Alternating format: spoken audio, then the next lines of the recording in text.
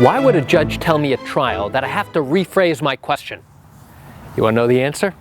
Come join me as I share with you some terrific information. Hi, I'm Gerry Oginski. I'm a New York medical malpractice and personal injury attorney practicing law here in the state of New York. So now it could be an accident trial or a medical malpractice trial or even a wrongful death trial. I get up to ask a witness a question, and now as I ask the question, the defense lawyer jumps up, yells out, "Objection, Judge, that's an improper question." The judge looks at him, he looks at me and says, "Counselor, please rephrase your question." Now, why would the judge do that? Well, there's some instances where I might ask, let's say, a compound question, where I'm now asking the witness to give me an answer for one thing, but I ask two or more things in the question. So let's say, for example, it's an accident case, and now I've got the driver on the stand, on the witness stand.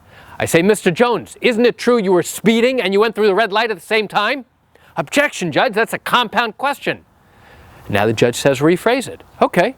Mr. Jones, isn't it true you went through the red light?" That's either yes or no. "Mr. Jones, isn't it true that you were speeding at the time of the impact?" That's either yes or no.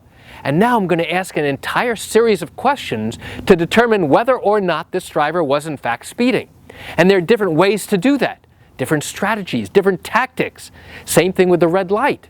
How far away were you from the traffic light when you first saw the other driver? What was your speed? Was it a straight and narrow area? Was it on an incline? Was it on a decline?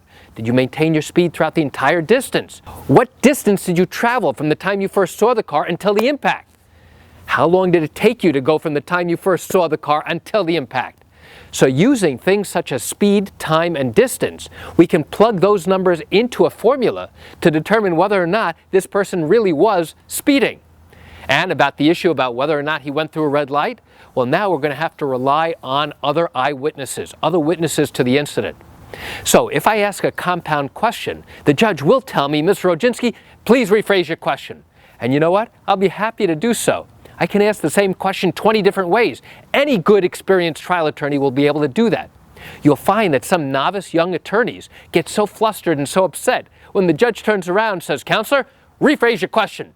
Some attorneys will say, "Judge, what's wrong with my question?"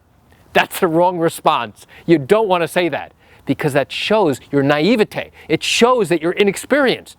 Instead, the better practice is, "Sure, no problem, Judge. Now ask the question a different way." So why do I share this great information with you? I share it with you just to give you an insight and an understanding into what goes on during these civil lawsuits, these civil trials here in the state of New York. You know, I realize you're watching this video, and I acknowledge you're watching it because you likely have questions or concerns about your own particular problem.